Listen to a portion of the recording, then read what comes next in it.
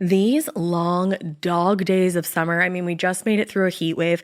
Mama was parched through this heat wave. I was hitting up Dunkin' every single day, and I will continue to probably for the rest of my days, but especially this summer. Dunkin' is helping everyone stay cool this summer with its lineup of refreshers. These drinks are packed with bold, fruity flavors and served ice cold. It's amazing. Dunkin' refreshers are the perfect afternoon pick-me-up. I like to start my morning with them personally, and then sometimes I go back for a second one because I'm just feeling crazy. They come in a variety of delicious flavors, including fan favorites mango pineapple and strawberry dragon fruit. And then for a limited time, there's black cherry and there's pink pineapple. I'm going to tell you something right now, and it's a bold claim, let me tell you, but I stand behind it. Pink pineapple will change your life. It is so good. It has me feeling like I'm sitting in a pool, resort side, just living, honey. It's so yummy. Try your favorite flavor with green tea, sparkling water, lemonade, or Dunkin's all-new limeade. I haven't tried the limeade yet, but I'm going to. Usually I get my drinks made with green tea and occasionally lemonade, but I do really like the green tea. Or if you don't want to build your own, try one of Dunkin's curated refreshers like the Cherry Lime Ricky or the Ultimate Pink Daydream. The Cherry Lime Ricky, scrumptious. I could drink like 3 of these a day. They're so freaking yummy. Head to Dunkin' today and find your favorite refresher. Dunkin' refreshers contain less than 1% fruit juice. Limited time offer. You know what's really terrifying? That unfinished college degree lurking in the background, just sitting there waiting for you. That's where Southern New Hampshire University comes in. With flexible online degree programs, there's no commuting, no rigid schedule, and no more excuses. Plus, they have some of the lowest online tuition rates in the U.S. Visit snhu.edu/morbid to learn more before your degree becomes just another story about what could have been. Every good detective needs a partner to support them on important cases. Think of a State Farm agent like your sidekick, there to help you along the way in your search for coverage. State Farm can help you choose the coverage you need, whether it's for your home, car, boat, or even RV. With so many options, it's nice knowing you have help finding what fits for you so you can get back to solving all of life's bigger cases.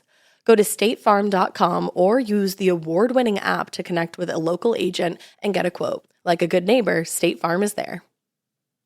Hey, weirdos, I'm Ash. And I'm Alaina. And this is a bonus episode. It's a bonus episode.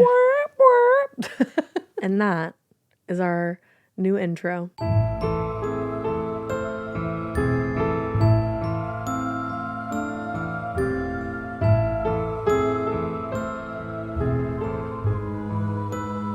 Yeah, I'm just kidding. Let's not. We're going to workshop it. Yeah, we're going to think of something fun as an intro for bonus episodes. You've probably heard it right now. Yeah, you already heard it. Perhaps.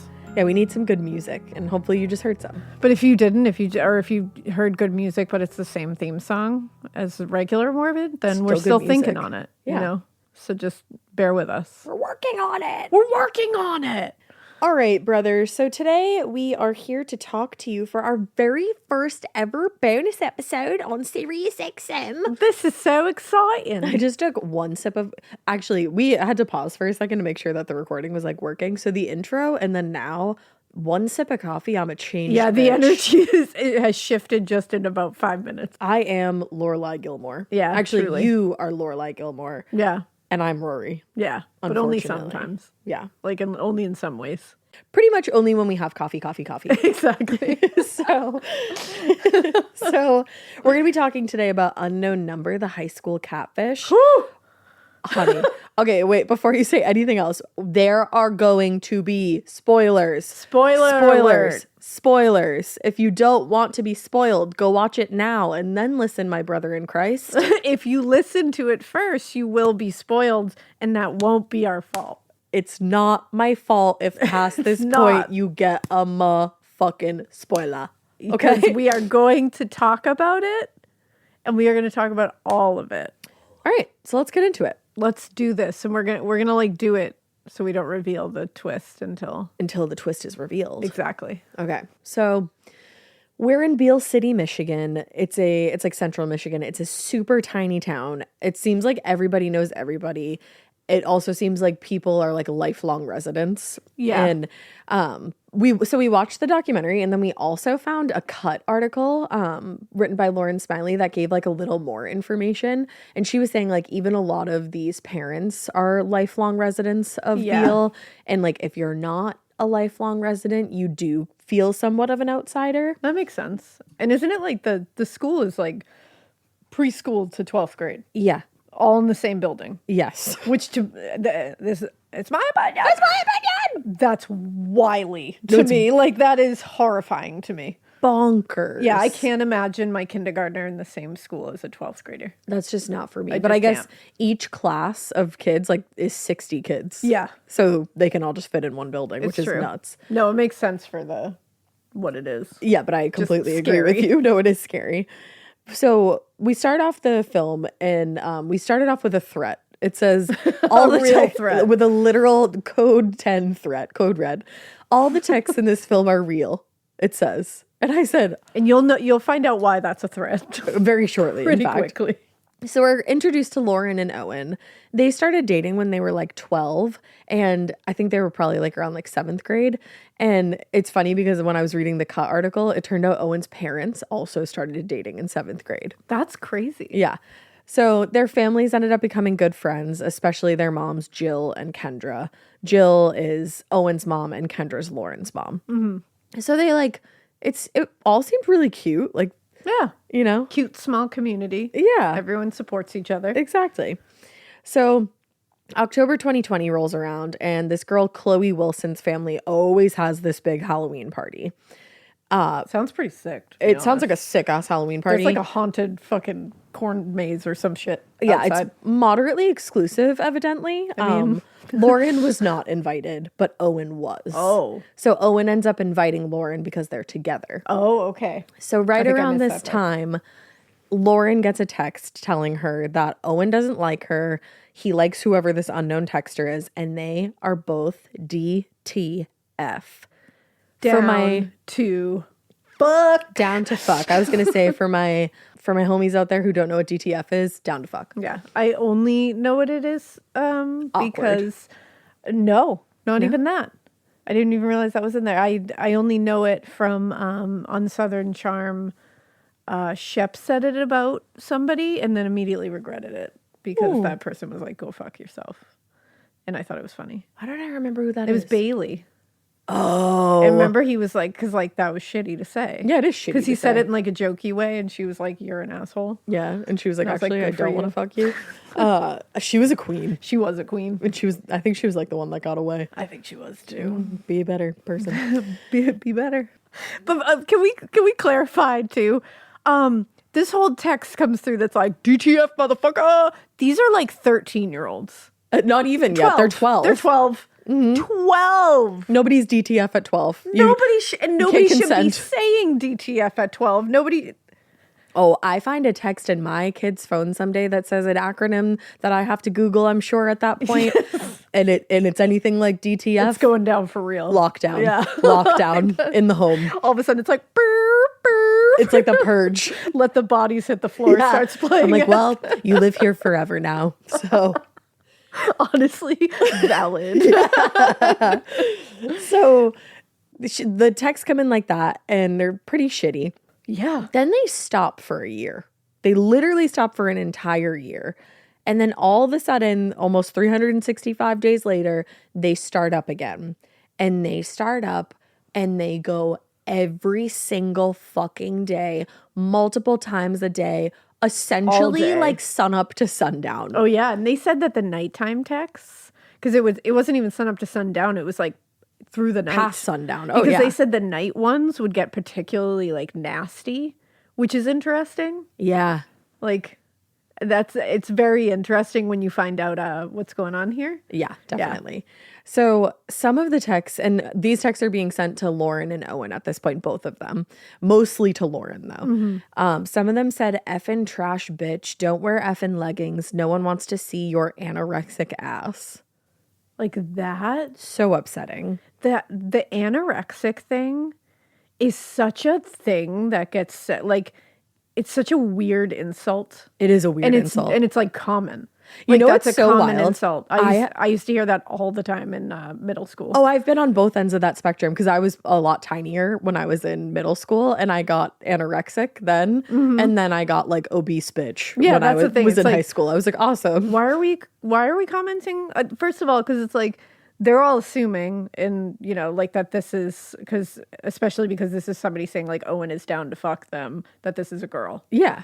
And it's like, why are we commenting as women and girls on other each other's girls and other bodies. women's bodies? Can we stop doing that? Because also, Please? like, growing up, I remember being like 9 years old and becoming aware of my body and becoming aware that I didn't like it. And you absolutely should never be aware of that. It shouldn't even be a thought in your mind. But that's the thing, like, young girls so early learn to be their biggest critics. Yeah. And then they grow up almost immediately becoming critics of each other. yeah, because and you have to be so careful. Like, I don't allow anybody to talk about weight No.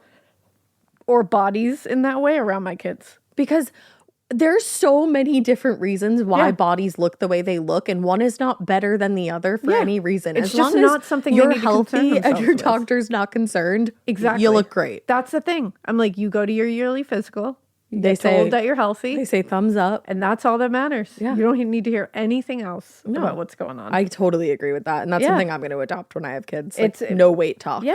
I don't want whatsoever. any weight talk around them. And it's like, so for like, them to call it like anorexia, because like, like girls, especially at her age, like 7th grade and shit, Yeah. like 12 years old, you're like, every kid is like gangly at some point Oh my and God, just trying yeah. to like, their body's just like growing into itself. You know what I mean? Or they're holding on to like extra baby weight, and it's like, and Yeah. their body's trying to grow out of that. Like, everybody's in that weird in between area where you're either like weirdly gangly and like noodly and like nothing makes sense, and you're just this like skeleton with like a little Yeah. bit of flesh on it, or you're just like trying to figure it out and your body's not growing fast enough to like catch up with the baby weight you had on. Yeah, exactly. Like, everybody's so different at that time, and it's like all weird. It's all weird. I feel like 6th, 7th, and 8th grade especially are so hard. Yes, for it's that so reason, hard. and obviously like so many other reasons. Because one thing that I forget who said it in the article.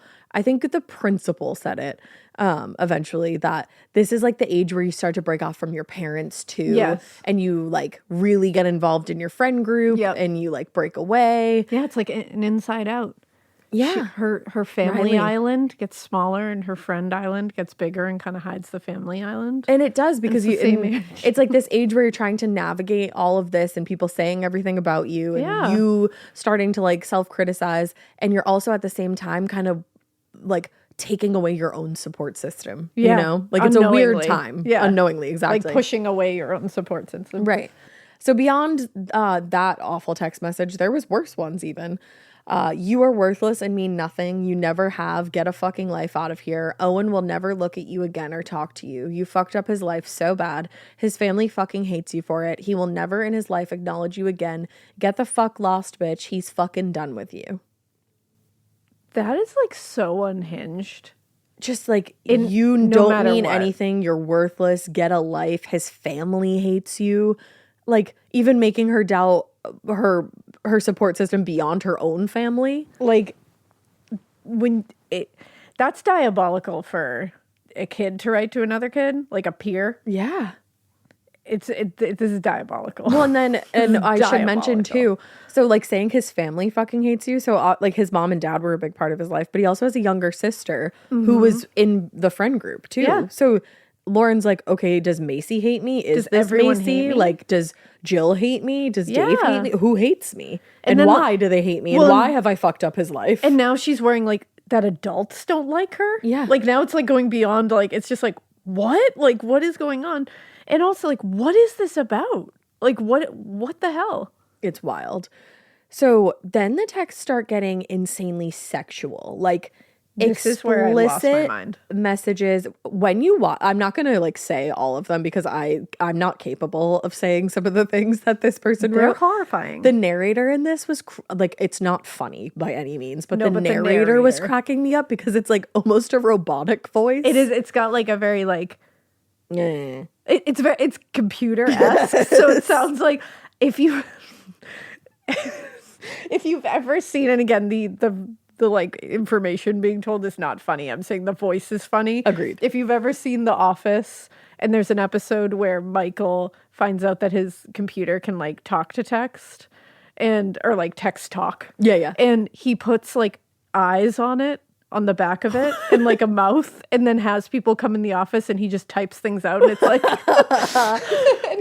and he'll be like, and it's just like, hello Pam, you look particularly hot today. It's just, yeah, that's what it sounds like. That's what it felt like. It's like that kind of weird robotic voice that just makes it so unhinged. And like in the office, apparently it's like, you look hot today. These text messages were talking about like tits, BJs, creamin', like literally. That's not even that is a verbatim. I didn't want to say any of that, especially the latter of that. No, I makes hate me it. want to jump into traffic. Like it's too much. It's all shit that if this is like her peers, you're like, what the fuck? How is that coming out of a literal child's mouth? Yeah. One, how do they know any of those words? Yeah. And to like, you're too young. You're too young to know all those words. Like, what the fuck is going on? You're a baby. And it's like they're talking about like literal sex acts. Yeah, they're talking like they like mention like somebody's dick. Like, they mention like crazy. They mention insanely explicit things, and you'll see it if you watch it. Yeah, and when we get to like where we're gonna reveal who it is, we'll get further into how wild this is. Yeah. It's very hard. One of them, just to like one of the actual verbatim ones, was he wants sex, BJs, and making out. And making out. And it's the way the narrator says it. He's like, and making out. Yeah, he's like, and making out. I'm like, damn. So like, what the once that started happening, because these are literal like 12, 13-year-olds, maybe, I don't even think they're 14 at this point. The parents, including especially Jill and Kendra, because these are their kids being victimized, went to the school. And the superintendent ended up getting involved, and obviously so did the principal. Now, basically what they did as a school, which it's interesting because at one point Kendra, Lauren's mom, was like, I didn't think they were doing enough. And I was like, it sounds like they were doing a lot, because what they did was they set up surveillance so that anytime a text came in, they could look at the cameras and see who, like what student was on their phone at that point in time. Yeah, I thought it was like pretty, it was, especially this is, remember, a small community, and this is a small town. These are like, you know, like they don't have all this resources to do shit, and they were really like doing like grunt work, trying to like investigative work, trying to figure out who this could be. Well, and when you think about all the things that I'm sure like I don't know all the things a school administrator has to do throughout the day, I imagine it's a lot, but I would assume it's a lot, and like to take the extra time to be able to do this. Yeah, it sounds like they took it seriously, especially in the beginning. I think so, yeah. So then people started to actually think that Lauren was sending the text to herself to get attention, which is really sad because she definitely wasn't. Yeah. But after some sit downs with the admin at school, they ruled her out, and they also ruled Owen out. Yeah. I'm not exactly sure how they did it, but I think something with the surveillance. Yeah. So also you said something fucking hilarious at this point, because I think the principal was like, there's a lot of kids in this school. Like, you can't rule anyone out. And that's why we had to do the surveillance. And I was like, and I stand by it. I feel like we can pretty like confidently rule out the preschoolers. Yeah, definitely the preschoolers. I was dying. I feel good about that. Alaina goes, I don't know. I feel like we could probably rule out the preschoolers. I feel like they're not involved. She was like, I don't know. Who am I to say? Yeah, but like I feel like I feel confident in that. Like that's just me. I feel like even the kindergartners, we can probably, you know, rule them right out. Yeah, you get to first grade, shit you get gets to a little first wily. grade and things get really wily now, so I don't really know. They have like Apple Watches and shit. But preschool and kindergarten, I think we're safe. We've cut out a little portion of the community. You know? I think so. Yeah. And you know, less to watch. It's true. So once they cut out the kindergartners and the preschoolers, they kept their eye on everyone else. They did. And at the same time, Jill and Kendra were getting together on their own a lot to talk about the text messages, because Lauren's getting her own set, Owen's getting his own set, then they're probably getting like group messages. Yeah. So they're comparing notes basically. And probably feeling like, thank goodness they have somebody they can go to talk about and commiserate with. Like it's not just their kid that's going through it. Like, because I imagine if this was just happening to your child, you must feel so fucking isolated and alone. Absolutely. And just wanting help figuring out what to do. So like to have that, Like, you don't want it to be happening to both your kids, but like At you least have each you can other have to someone like to lean try on. to figure this out with. Right. So they went together to talk to the principal themselves once they were like, can you do more? And he was like, I really can't. I suggest you change their numbers, block the texter, something like. Okay. When we were watching this, because Ash had already watched it and then watched it with me for the first time, me watching it for the first time, I literally said, I was like, I knew that who had done this, so I immediately like checked my own question, basically. Yeah. But I was like, why aren't they just changing the numbers? Right. Like shut down that line, get a new number, give them a new phone.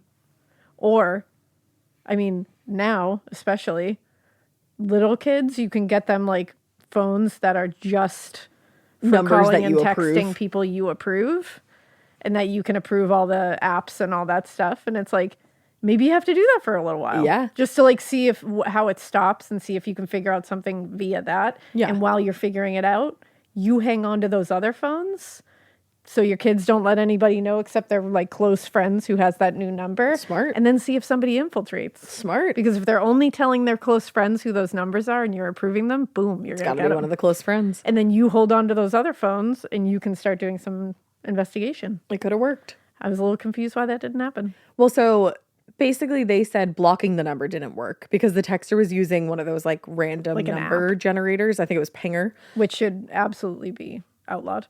Yeah, there's no Why does reason this to ever exist? disguise your phone number. No.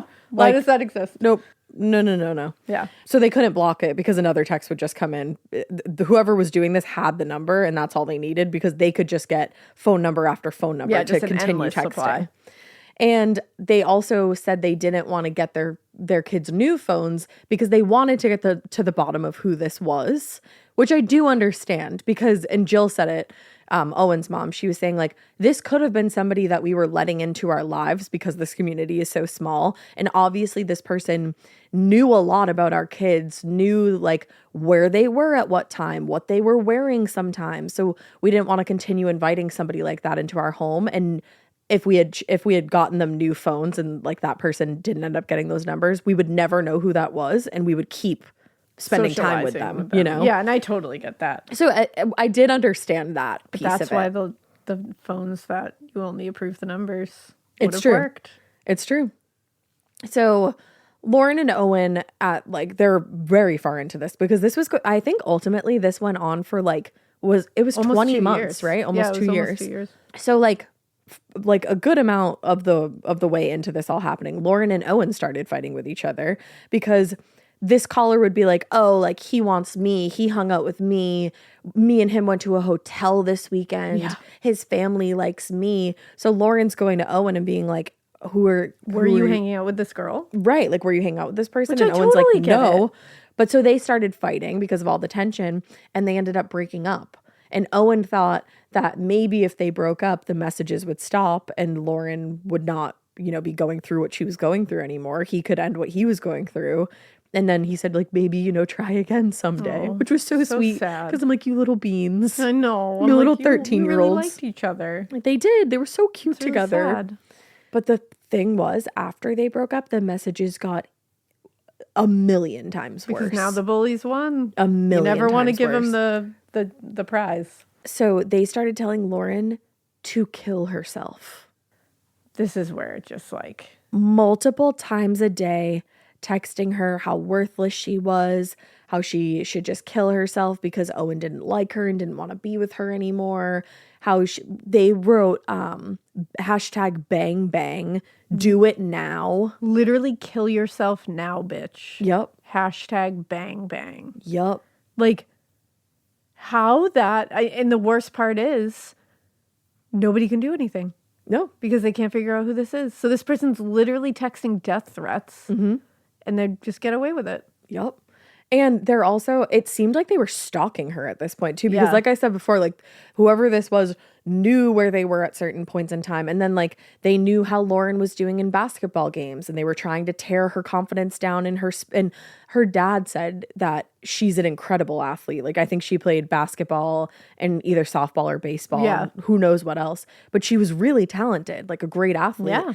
And whoever this person was knew that, and they were trying to break that confidence. Yeah. So like if she didn't get a ton of points in a basketball game, they'd be like, wow, like how embarrassing. You suck, kill yourself, quit basketball. And they knew how many points she would get. They knew specifically how many points. That one game they said like 2 points, haha, you suck. Yep. So that is when Sheriff McElman got involved. Everybody started getting very worried about the trauma surrounding all of this. Yeah. I also think that I read in the Cut article that Jill herself had read an article or like saw news about somebody bringing a gun to school in another community. And she was like, what if all of this... They get pushed that far. Exactly. Pushes them that far. So that's when the sheriff got involved. Because they were also writing shit like, we're going to break you. Oh, yeah. Like, we won't stop till we break you. Yeah. It's like, what the fuck? And also at that point, they're like, okay, is this a group of people? And how do That's the thing. How do we figure out who this is all coming from? And I also understand, like, it was coming from multiple different numbers, too. Mm-hmm. So, yeah.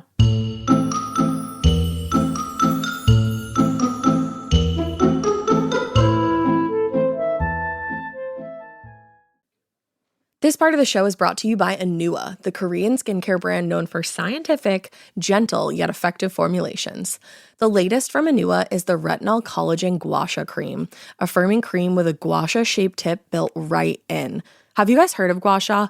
It's that viral massage tool that moves fluid and tension out of your face. Less puffiness, a snatched jawline, honey, more definition in your face. Retinol firms and reduces fine lines, and collagen keeps your skin plump and structured. This cream has both of those things, arguably the most optimal combo for that snatched, lifted look all in one step. I am obsessed with the Gua Sha cream. First of all, it feels so cool to the touch. When you put that on your face, it's just like, this is lovely. It's like a little spa treatment that you can give yourself. I like to do mine at night after I get out of the shower. I rub the cream on my face with the little gua sha. I'm sculpting that jawline, honey. I got it on the cheekbones. And actually, I had a facial the other day, and the lady doing my facial, the professional, she said, do you use a gua sha at home? And I said, I do. And I said, how did you know that? And she said, I didn't have those little like bumps in my chin or like different areas like that. So she could tell that I was using the gua sha. And I said, oh my God. I just feel like I wake up less puffy in the morning when I do it the night before. But you can do it whenever you want to. I, 10 out of 10, recommend this product. The Anua Gua Sha Cream Value Set is available at anua.com, already discounted. Use code MORBID for an extra 10% off. That's ANUA.com, code MORBID. This is a paid ad by BetterHelp. I happen to be somebody that struggles with people pleasing. So a lot of times I will build things up and up and up and up and up and then kind of get to the point where I'm like, I need to let this out to this person. Even in 2026, that stigma and just stigma in general can get in the way of a lot of things, like getting support for your mental health. Maybe you've encouraged friends to consider therapy while avoiding taking that first step yourself because you're busy. You're worried about what other people might think, or telling yourself that you should handle this all alone. But therapy with BetterHelp, the world's largest online therapy platform, can be a space to slow down and talk through what's been building before it feels unmanageable. Just take a short questionnaire to identify your needs and preferences, and BetterHelp will handle the initial therapist matching work for you. Their industry-leading match rate means BetterHelp typically gets it right the first time.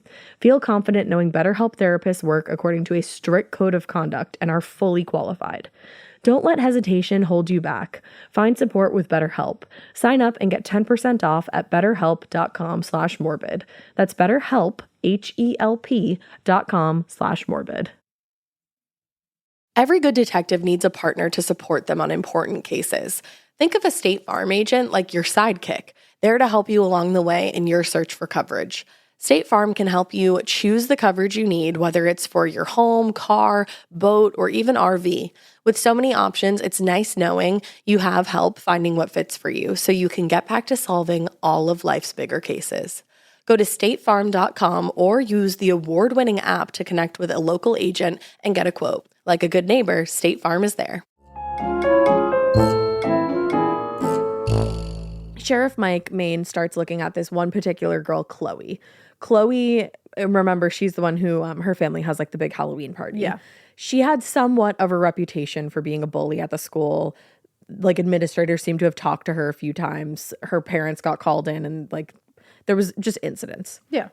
And the reason she specifically got called in for this is because the texter said something about how they had the most points in the game. And when they looked at the points and on the scorecard, it was Chloe who had the most. And Kendra helped them out with that.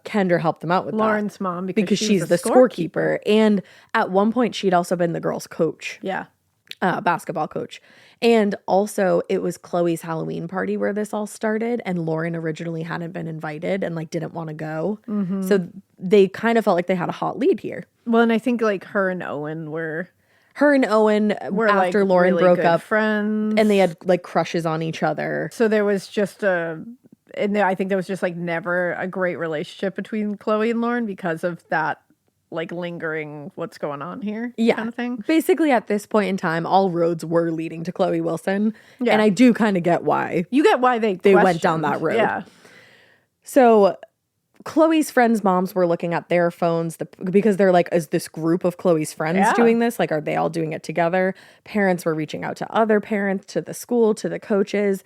Everyone is turning on everyone in Beale, Michigan at this point. The parents are turning on each other. The kids are turning on each other. Yeah. Like, all the girls on the basketball team are fighting. Parents were trying to get in to talk to the kids, but the principal and the superintendent are like, no. We can't have an angry mob of parents like screaming hunting the kids down, you know? Yeah.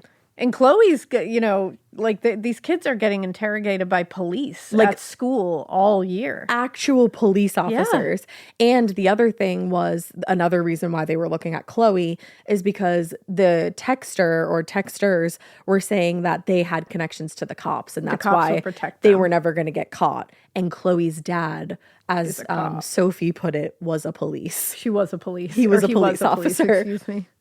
So things started looking even more like Chloe when her family took a trip to Florida, and the area code of the texts that were coming in started coming from a Florida area code. Now, on top of that, too, in the Cut article, Lauren, the author of the article, had written that Snapchat account had even been made in Chloe's name, and Chloe was like, that's not my account and I'm not sending those messages, and like showed that, and she showed her dad and also was like, this is how easy it is to make an account and say it's me. So her parents believed her the whole time, of course. But at that point it also seemed like they didn't really have any other option to prove that it wasn't their daughter than to have her phone dubbed with the police, which that is such an obviously it took a long road to get there, but I do feel for them her for actually doing that, that's the thing in that way. Kudos to them, because that's such an invasion of privacy. That is everything on your phone, every picture, every text, every file. Yep. I don't know if it even goes into every website you've ever been to. Probably. It's everything you've ever done on your phone. Yeah, and it's that's a lot. And especially if you, one of the main things you should be teaching your kid is that their privacy, they have a right to privacy, and that privacy should be respected. Yeah. And that respect breeds because of privacy being respected. And exactly. It's and now you're kind of being like, I'm sorry, we don't have any other choice. Strangers invade your privacy. That sucks. It does. Well, they dubbed Chloe's phone, and it proved that she wasn't doing anything. So she had been literally... She'd been framed.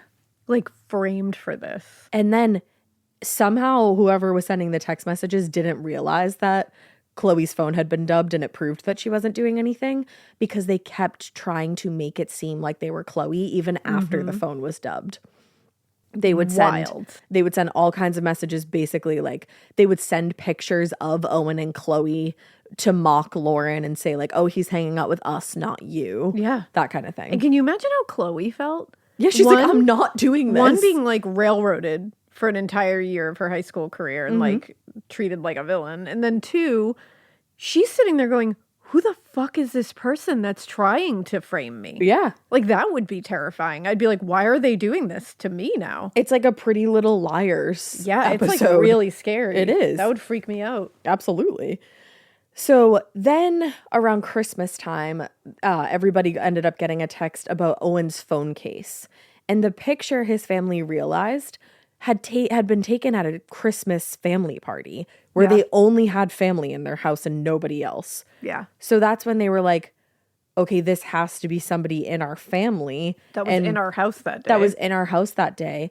So they started looking at Owen's cousin, Adriana, who also went to school with everybody else.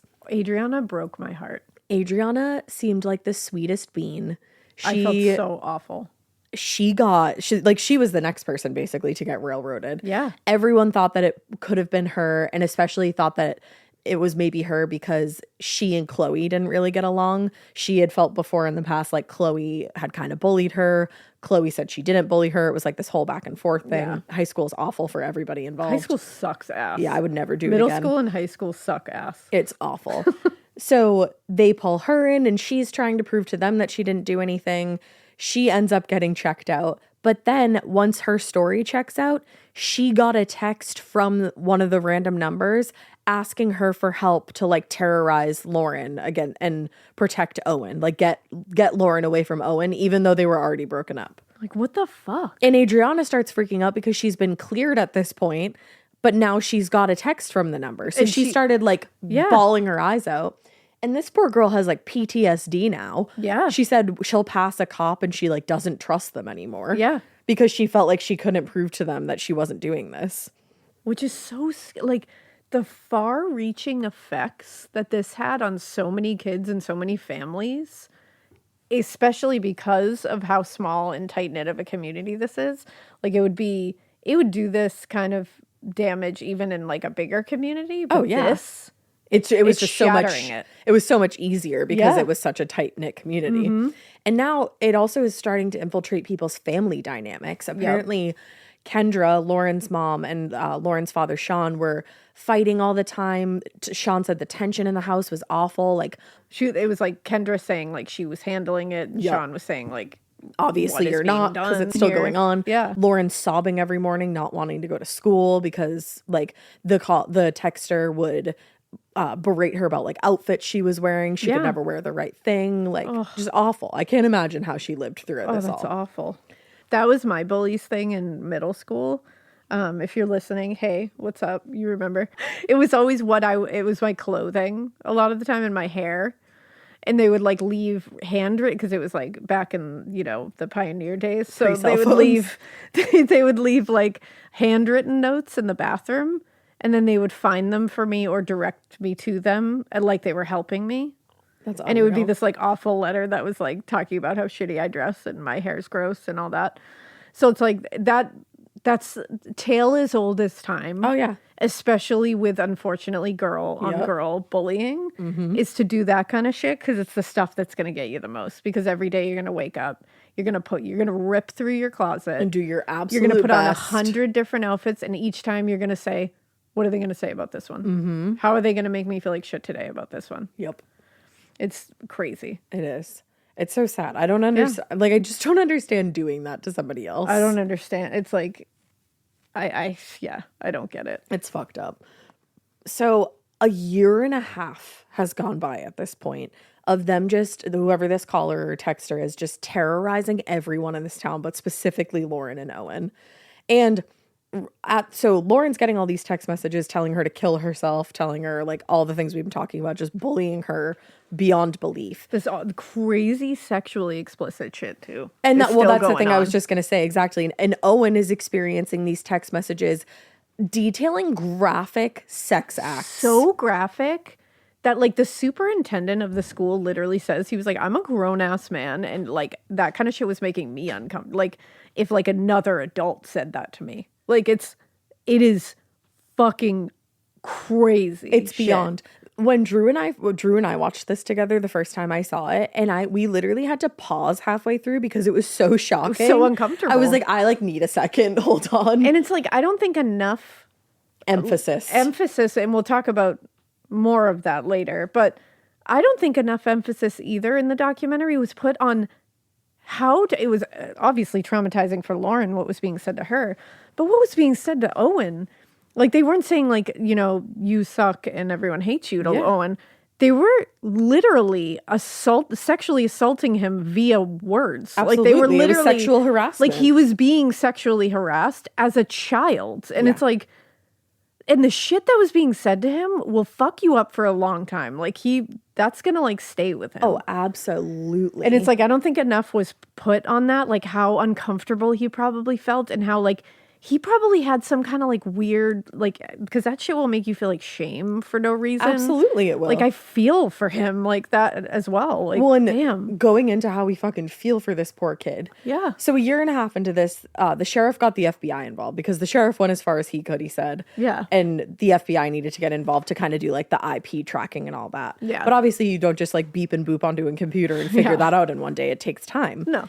So while they were working on their investigation, Owen started dating this girl from another town, and her mom started getting messages trying to break Owen and this girl up. So This whoever girl this from another town's mom. yeah. And she was getting like multiple text messages. I think something happened like where they knew what she was posting on Facebook, like that kind of thing. And Owen is sitting here being like, I just can't date anybody. No. He ended up breaking up. Like they ended up just like going their separate ways because he didn't want this girl to experience what Lauren had gone through. And like this girl was freaking out, like scared, being like, what the hell's going on right now? And Owen was trying to be like, I don't know who it is. I don't know who it is and I don't want like, this to happen to you. Yeah. And also probably sitting there and being like, okay, am I ever going to be able to have a relationship with anybody? Or are they just going to follow me forever? Or like, that's the thing. Yeah. Like, I can't imagine how claustrophobic and like controlled you would feel. Yeah, and totally helpless. Well, and that's the thing. So he started, I'm sure, feeling out of control. And his mom, Jill, said, like during sports games, like basketball especially, she saw him starting to get like extra aggressive. Like he was letting it out on like, the field. Exactly, because it was somewhere where he could be a little more aggressive without actually hurting somebody. But she was probably worried about but that. She was. And I, at one point in the Cut article. Oh, this part destroyed me, the bullying thing. Yeah.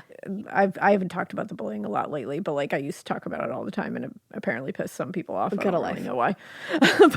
but when I experienced it in middle school, I was insufferable at home. I got in fights with my parents all the time just because I was so upset and so frustrated and so like just sad all the time and also angry that I would end up like exploding on them just because I was under so much stress and pressure.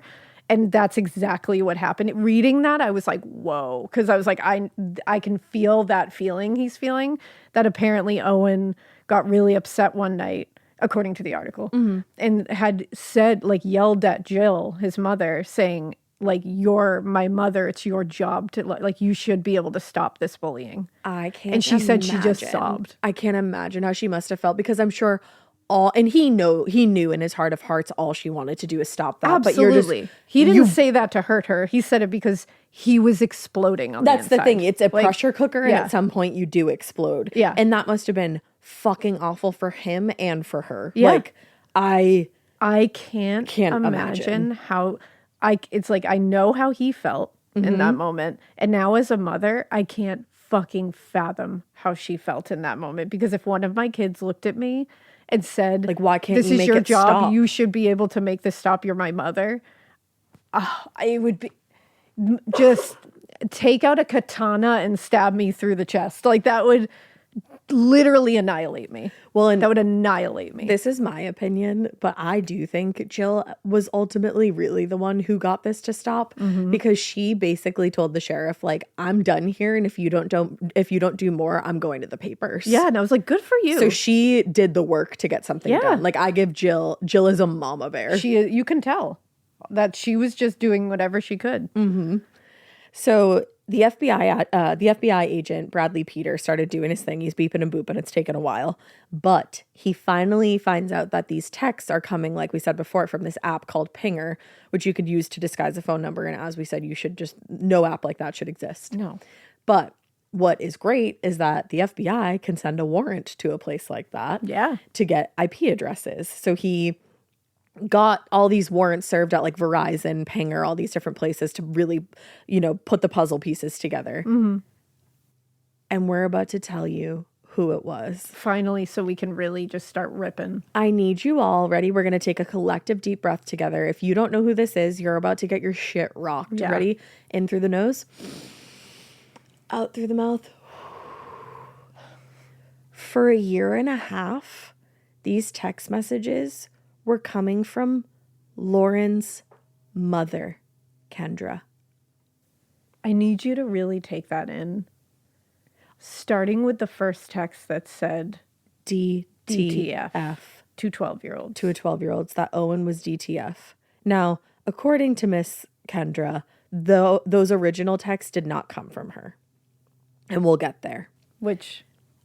That's my opinion. I don't believe it. Yeah. Personally, I don't believe that. No.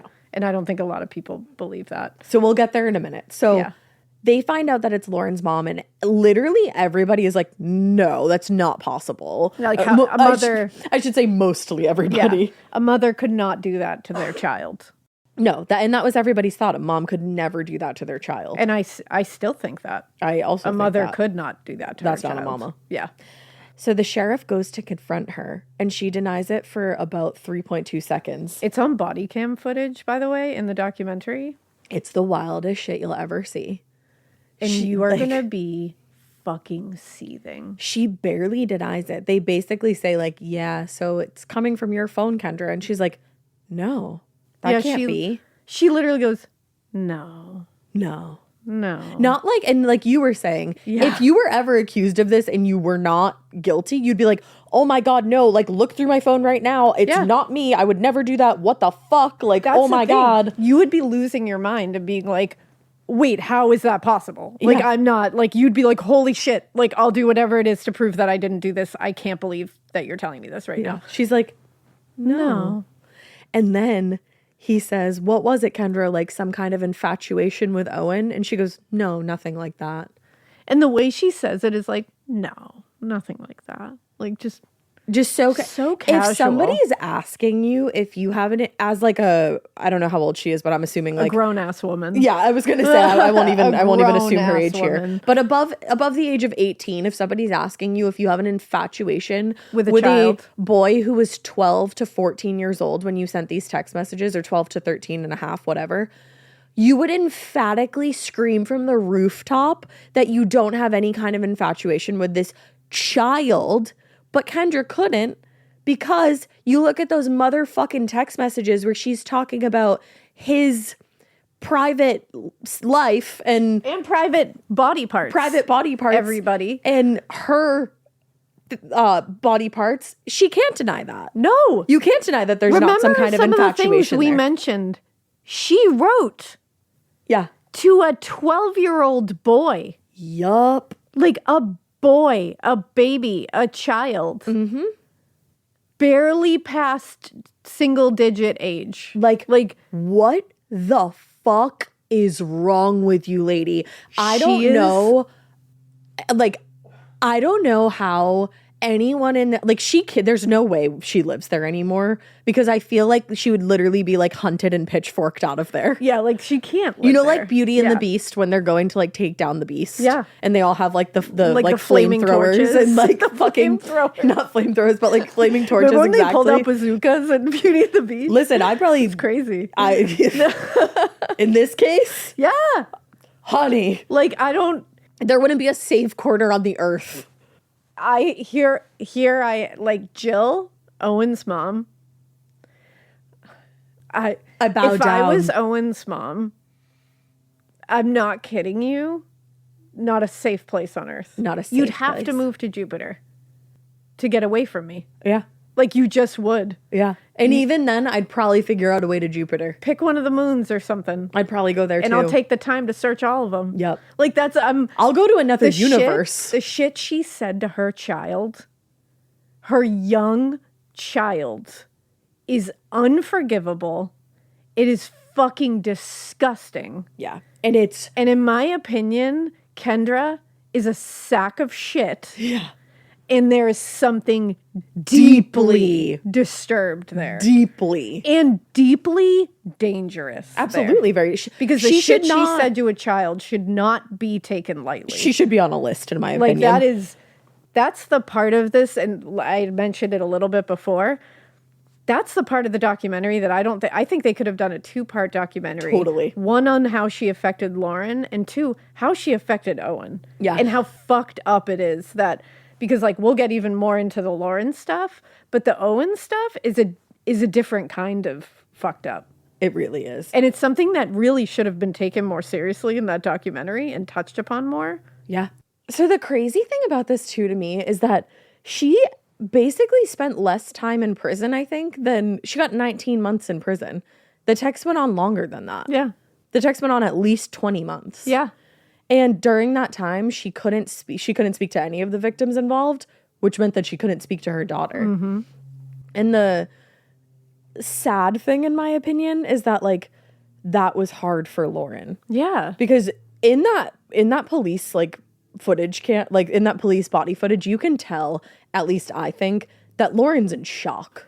Oh, I think she's purely, that is straight up shock. 'Cause I even- think she disassociated out of this planet. That's the thing. She looked to me, at least, like she was fully disassociating. Yeah. Even like Kendra is literally like grabbing her, trying to comfort her, grabbing her hand, like basically like hugging her while she's sitting down, like stroking her head. I'd be like, don't fucking touch me, but also you're the person that I've gone to for comfort my whole life. Like, and you're the person I've gone to for comfort throughout this whole ordeal. That's the thing. So it's like, and now and all you of a sudden, did this? Another development has come that I would come to you for comfort for, but it's you. Yeah. Like, how do you reconcile that? She's still a young girl. And like, now, that's, come on. Like, that is crazy. It turned out, by the way, too, that Kendra was lying to everybody, it seems, because so they were worried, obviously, about like when the sheriff was there, he was like, I can't just like leave you too now that I've outed your mom as the person who's been ruining your life and telling you to kill yourself for the past however many. Can I say one thing too? Yeah. That rubbed me the wrong way about that whole thing? Yeah. They never should have told Lauren in front of her mother. I feel that way too. Because she was not allowed to have a genuine reaction. I feel that way too. She should have been taken into a separate room or something like that. But I don't know what the logistics are there. Like if they needed Kendra's permission to do that. Because she's a minor. Because she's a minor, exactly. But it's like, I don't know. It didn't seem to me like there was a lot of thought put into delivering the message. Like maybe perhaps I'm missing a part of the puzzle and I won't claim that I know everything here. That like maybe they did ask Kendra, like we would like to talk to her alone, and Kendra said no. Yeah. And again, she's a minor, so I don't know how that works. Mm-hmm. I feel like if the mom says no, the parent says no, then that's just the way it goes. I mean, the only other thing I could think that you could do was to say you need to call your husband and tell him that he needs to get home and ask him and be like, okay, this is what happened. Tell him the whole thing outside and then be like, and we would like to tell your daughter, or you and I can tell your daughter alone without her present. Because that's the thing. I just felt like having Kendra in the room did not allow Lauren to actually have any reaction. No. Like, because... And she probably didn't. I mean, I don't know how she felt. Yeah. Because obviously it's very clear in the documentary that she still loves her mother and like she's a strong fucking girl, one, for getting through all of this, and two, being able to move on from this and like maintain a relationship or like some kind of relationship with her mom. And just like maintain like her humanity and kindness, exactly. Because that is something Owen said was what drew him to Lauren, was she was supremely kind. Yeah. So that is like one of her hallmarks.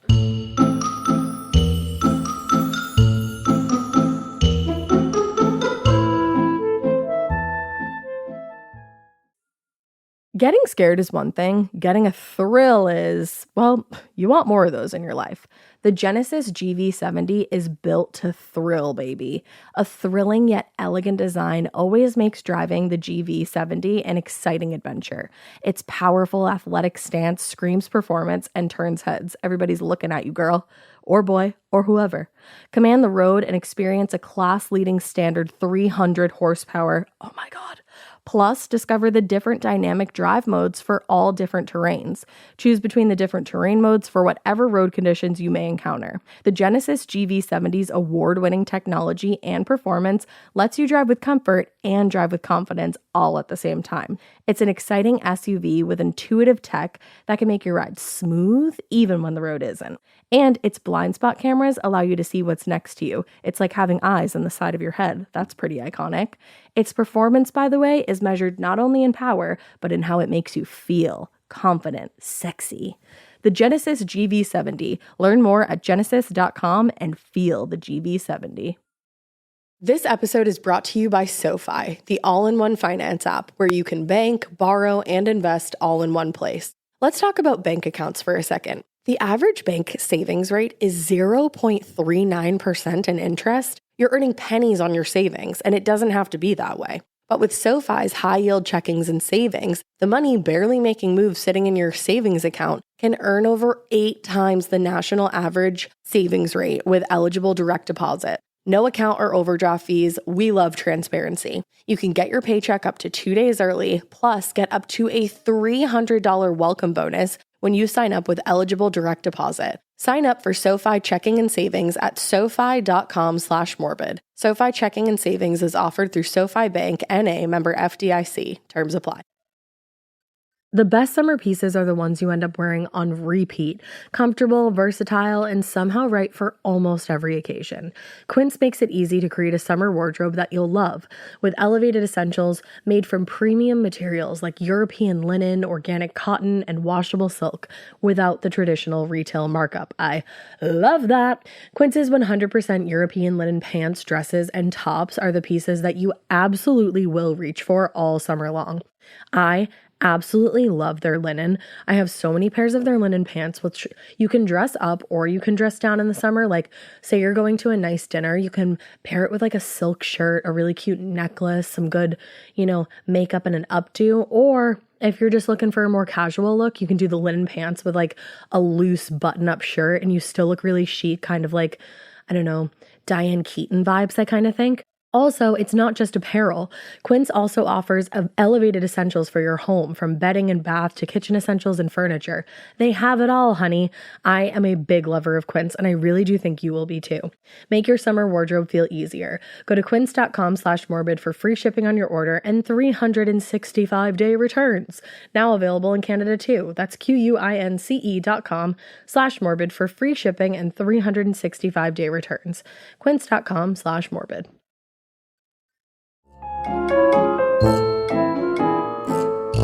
But it's like, she should have, I just feel like maybe in that moment she probably didn't want to be comforted by her mom, and like she should have had that option. Yeah, that's the thing. She saying. didn't need to be like instantly grabbed at and touched. Her mom was like grabbing her hand, and like Lauren's just kind of like limply allowing her to. Yeah. And it's like, it's just fucked up. It was a fucked up situation. I was like, I wanted somebody to like remove Kendra from the room, because I was like, she needs to be able to like process this for a second. No, that's the thing. I don't think she touched. got any time to process it. No. And any time to process that for over a year, her mom was sending her boyfriend and her explicit sexual messages, literally saying like, he doesn't, like, you need, like, basically, I think that, let me find one that I wrote down. It was like, there were times when she was like, you won't sleep with him. That's the one I was trying to find. I'll sleep with him. Like, you're not sleeping with him. You're not giving him blowjobs. That's why he's breaking out with you. And I was like, this is a quote. You're talking to your child. This is a quote.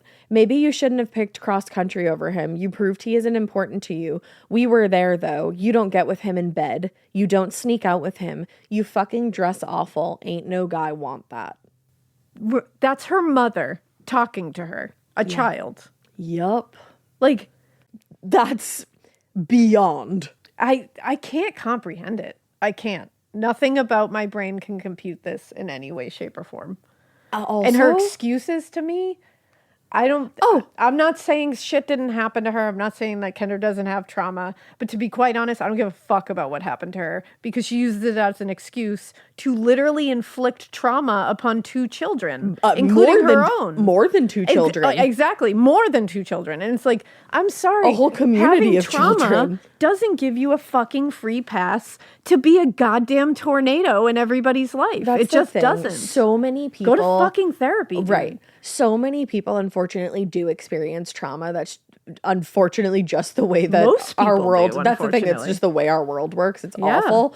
But I feel like, and this is my opinion, but like 9 out of 10 people you talk to have experienced some kind of pretty awful fucking trauma. Yeah. Not everybody texts their daughter from an anonymous number telling her to go kill herself, and like text her boyfriend about explicit things about his body. Exactly. Because they had trauma.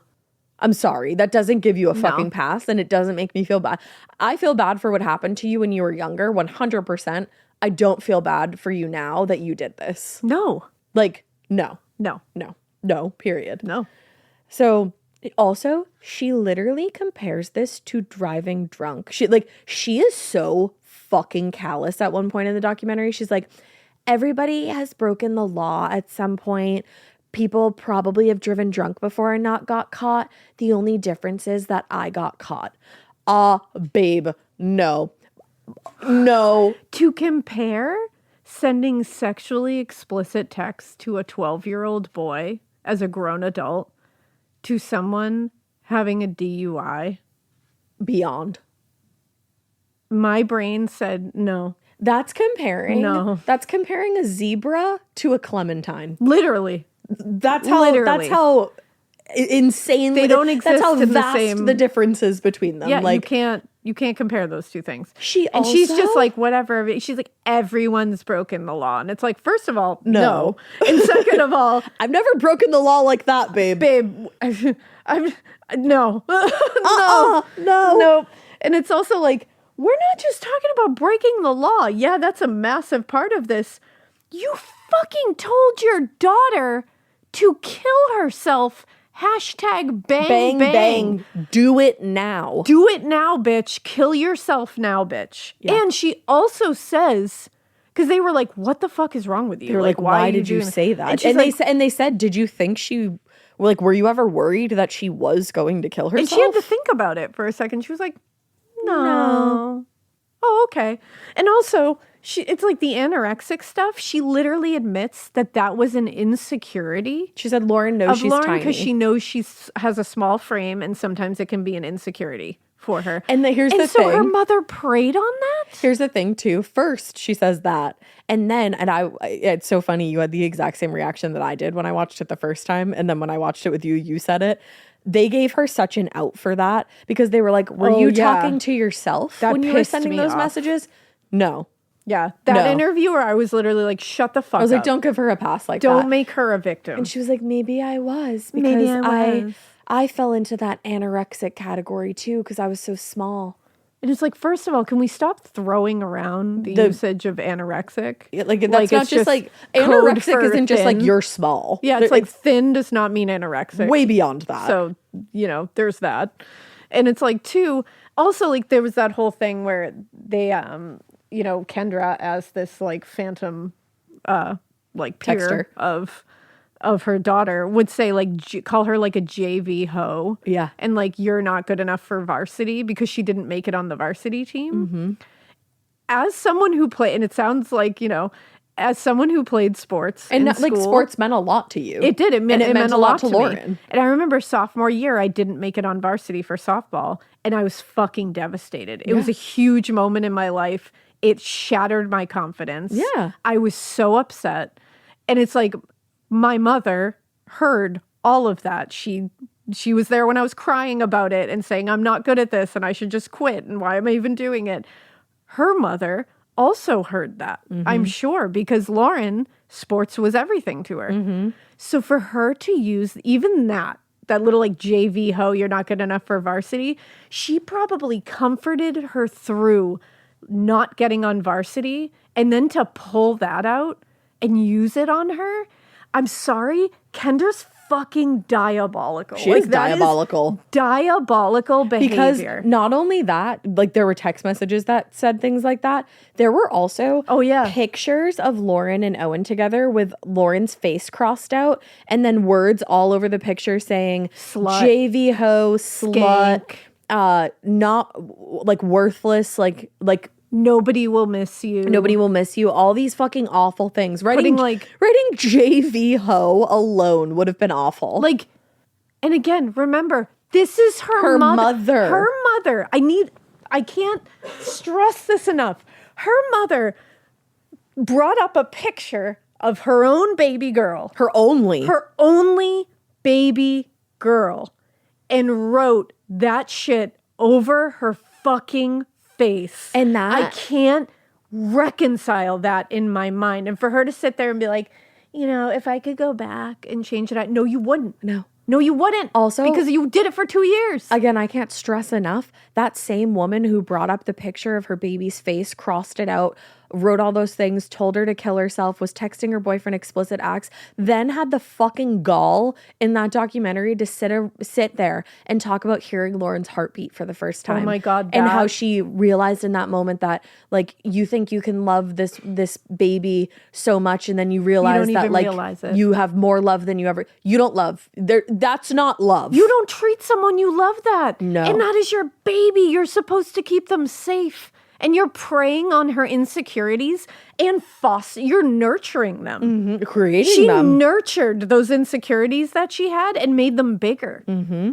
Because no matter what, after this, not only did Lauren think for a period of time that her peers were feeding on those insecurities. Then she realized. Now she's sitting there going, holy shit, my own mother said that shit to me. That won't go away anytime soon. The damage is lasting there. That is a mind fuck. Yeah. That is the mind fuck of a century. And for Kendra to sit there and act like she is any sort of victim, I was fucking livid. I'm still seething just thinking about her fucking face sitting there. Yeah. Trying to act like it's like she's the victim in any of this. She also said, and this makes no sense. So remember I said, I think somewhere in this, that she claims that she didn't send those original text messages. Like when they started around that Halloween party, she said that she didn't send those.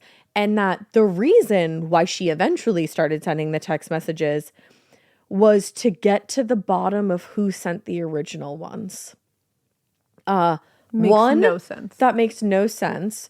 2, what did talking about explicit sex acts have to do with getting to the bottom of it? Mm-hmm. And 3, what would telling your daughter to kill herself, how is that going to help you uncover the real villain here? And then at one point, she said, I think it was my escape. When telling your daughter words, to kill herself was your escape? Prison. I don't think that was touched upon enough in that documentary, that part of it. No. So here's the thing. It basically ends by saying that like Lauren basically didn't get to talk to her mom during the trial, but then she couldn't see her while she was in prison, but they exchanged emails. Yeah. The emails are over the top on Kendra's side of things, in my opinion. She's way too much. Yeah. A lot of people, like including professionals, nobody can like diagnose her without her being their client, whatever. But a lot of people believe that this is a case of digital Munchausen's. Which it appears to at least resemble that. I think it's I think there's even deeper shit though. I do to be quite honest. I don't even think it ends there. So here's the thing. So that's basically like how the documentary ends. And like Lauren says, like she hopes they can repair their relationship and she hopes her mom gets the help she needs. And remember, I don't know if we totally touched upon it before, but like that she was lying about having a job for a year. Oh my God. We forgot to touch on that. Yeah. When the dad shows up, when they actually, I feel her dad's name is Sean. I feel horrible for this man as well. He thought she had a job for the entire time she was doing this, and it turned out she didn't. She got fired for, texting at work. Yeah. And allegedly, according to the article. They literally put her on a plan. Like a performance plan because she was spending too much time on outside things. According to the article. And then, like, she decided to leave. She quit and never told him, and they lost houses. Like, she was claiming to be working.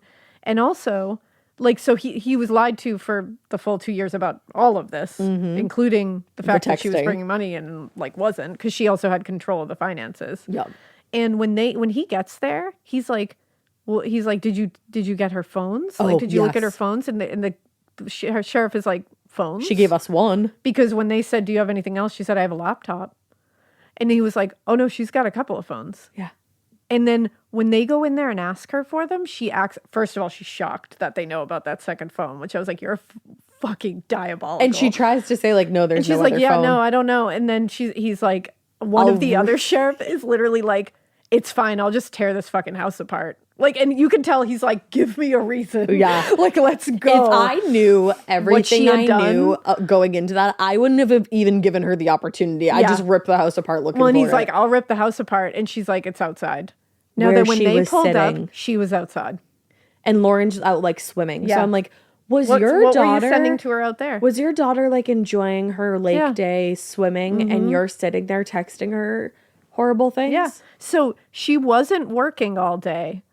and would just text Owen and Kendra or Lauren all day and all night. And they were in the article, it actually says that somebody in town saw her parked in like a church parking lot one day with her head down in the middle of the day, like with her head down.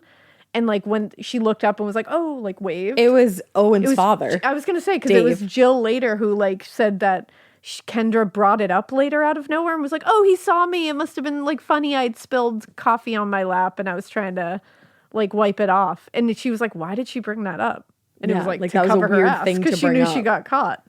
And it's like, so this lady for almost 2 years was lying to her entire family, putting her entire family at risk financially, emotionally, everything, and was spending her entire day ruthlessly texting nasty ass shit and death threats to her child and her child's then ex-boyfriend. Yep.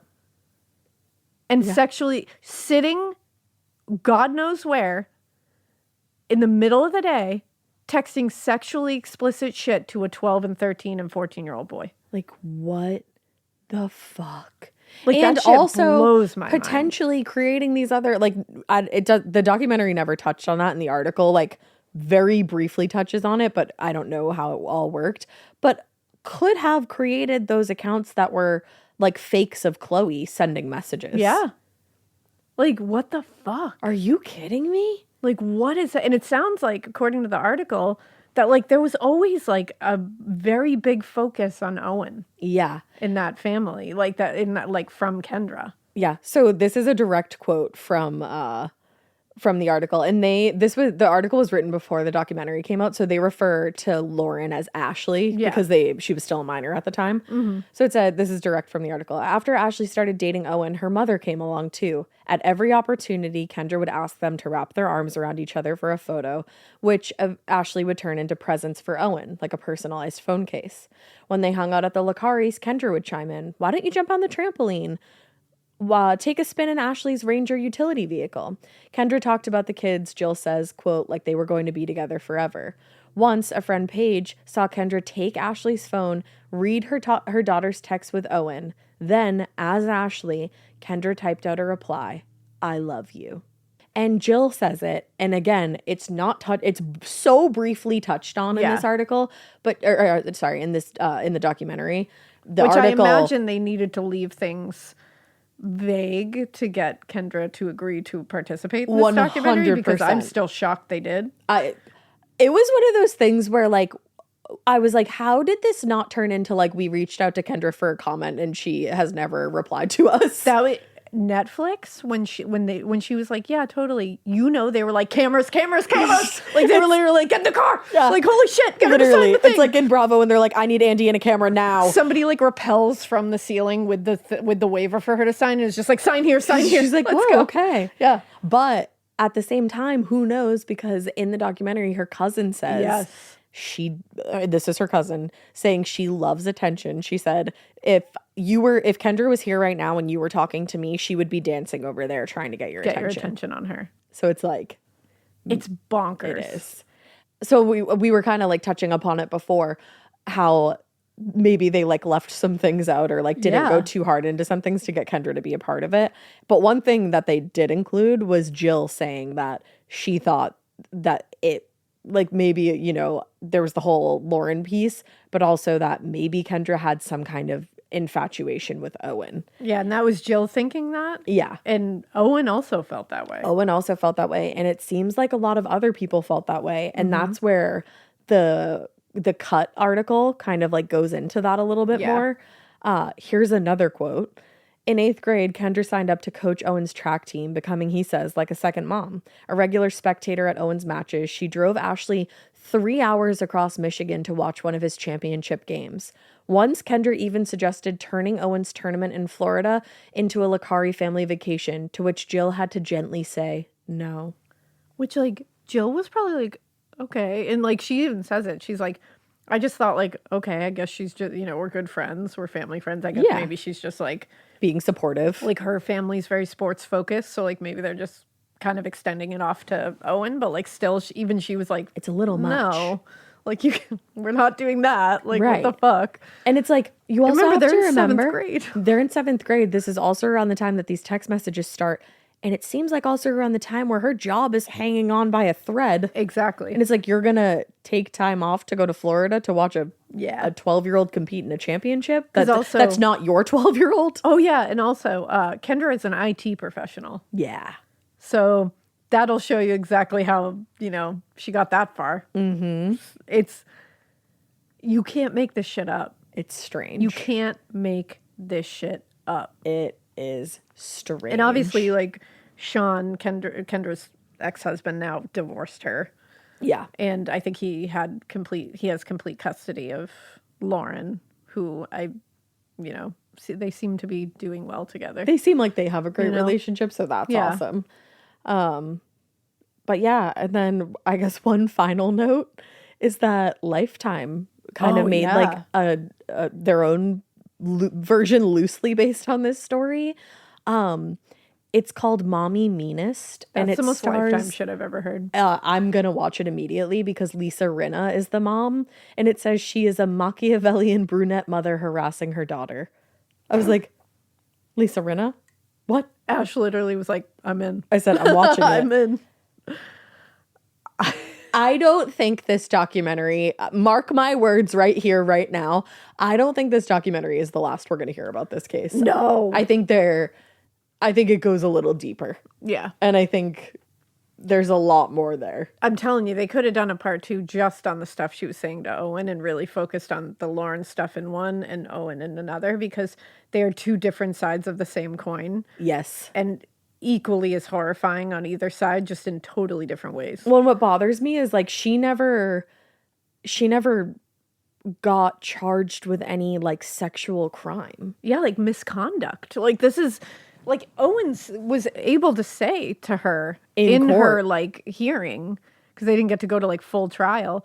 He said, like, I'm going to be scarred by this for life. Like you might move on, but I won't. Yeah, he literally said, like, you'll move on, but I won't. Yeah. Like, this is going to affect me for the rest of my life. And it will. Because, finding out that lady was sending you that shit or talking about you like that. And not only that, finding out that she was sending you that shit, talking to you about, like sending texts to you about those kind of things. And then finding out that after you broke up, you and her daughter broke up. She was stalking your new girlfriend another town away. Like, this is a woman who, like, that's in my obsession. opinion, this feels like this woman was obsessed with this little boy and would not let him move forward. Allegedly, in my opinion. In my opinion, that's what it feels like. 100%. And that's what it could look like. It would feel like that to me if I was Owen. I'd be like... And if I was Owen's mom. And that would fuck me up. Yeah. So... I think that's everything we have to say about Unknown Number, the High School Catfish. I will remember this documentary as long as I breathe air on this earth. It blew my fucking mind. I need to know if some of you guys like went into this not knowing who it was. Oh, please tell. I'm actually like jealous. I'm envious of the people who didn't get it spoiled, because I got it spoiled on TikTok before I watched it. And so I went in knowing, even going in knowing, it's still wild. It still blew me over. But I wonder what it must feel like to get that complete shock.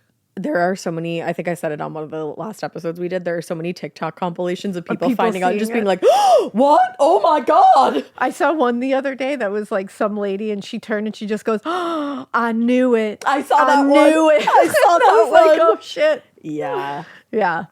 It's unthinkable. But damn. One of the most compelling documentaries I've seen in a while. I hope everyone else is thriving and doing well and healing in this story. Except for Kendra. I don't give a fuck about Kendra. Yeah. So that was our first bonus episode. Yeah. It was fun to talk to you guys about a documentary. I don't think we talked about like a film since we did Shockingly Vile, Wickedly, Super Nasty, Gross, Disgusting. Super Nasty. with Zac Efron. With Zac Efron. Yeah, you're right. Yeah. That was like many years ago. That was many moons ago. So many moons. Yeah. So we hope you keep listening. We hope you enjoy the bonus episodes. And we hope you keep it weird. But not so weird that you don't tune into our bonus episodes, which are going to happen one Friday a month. Woohoo. Yay. Bye, girl.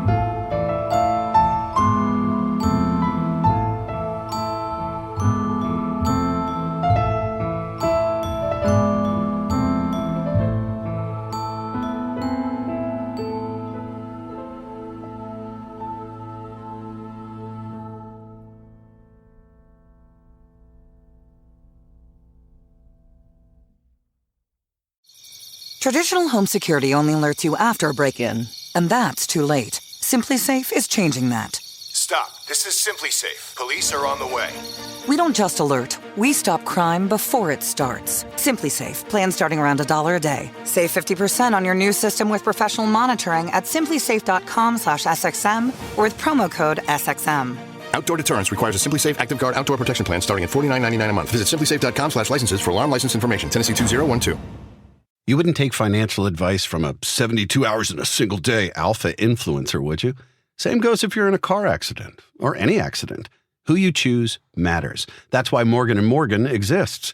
They're the largest injury law firm in America, and they've built a reputation by actually winning cases, not just talking about it.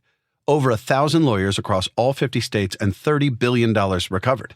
Injured? Go to forthepeople.com/podcast. That's forthepeople.com/podcast.